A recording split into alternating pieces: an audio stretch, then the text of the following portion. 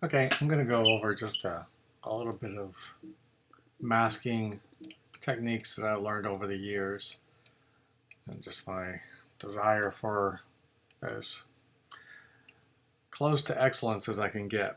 So currently I've got the brush tool selected, and using the control key I can bring up my contextual menu, and I'm going to, because these lines are soft, we're working with older images, and so you're not going to get the crisp lines that you would want, and we're going to be pasting this into another Photoshop document.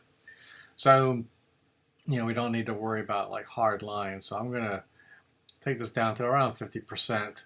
So I have a soft edge on my brush.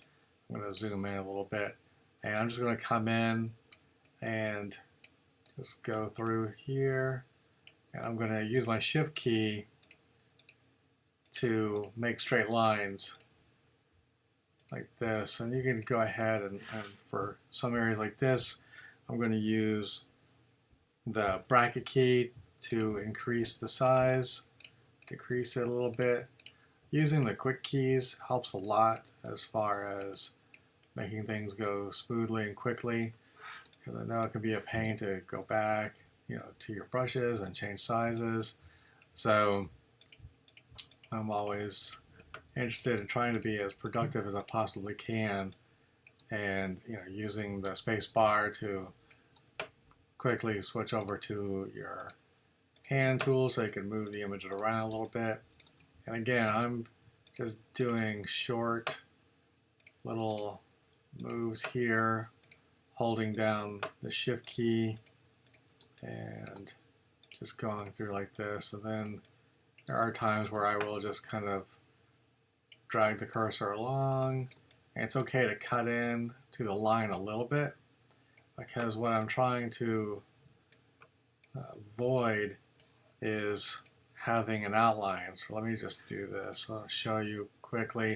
A lot of times people will default to a white background, but sometimes it's kind of hard to see what kind of edge you're going to get, especially if you're going to put it into something that's going to have a darker background. So I'm going to switch this over to black and do that fill, and I can see right here that I've got a little spot here. Oops, I'll make sure I've got the mask selected. Do a little spot here to clean that up, and I go back, just double check here, just to make sure I'm in pretty good. And again, it's okay to cut in a little bit, because in the final version people aren't going to really know how much of the image was there, but they will be able to see stuff like this, and it just does not look very professional. When you look at high-end magazines and advertisements, things like that, you will not see like an outline of where they missed. And so I just go through and make sure got all that taken care of. And even those hard edges, those show up. People can see those. So I'm going to go in and again, just using the quick key to get in there like this. And this is one of the, it's a very rudimentary way of doing a mask. There are faster ways of doing it, and I will show you that in a different one, but I just wanted to cover some of the basics as far as using the brush tool to create your mask, and just what the final output should be, what we're looking for as far as just making sure that the images look good when they're placed into their final state.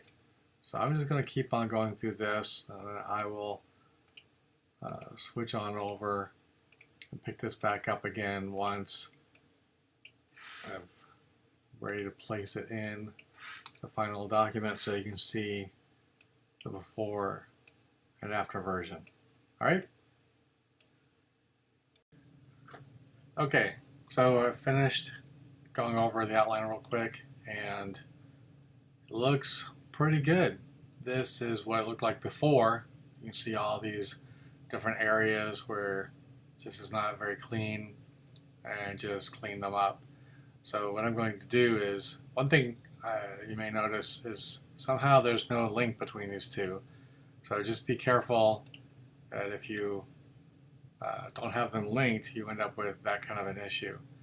So, but what I'm going to do is I'm going to go ahead and make this a smart object. It automatically applies it, and it creates a scalable object so that you can decrease it and increase it without losing any of the quality. So I'm going to just copy it over to the screen that we're using for our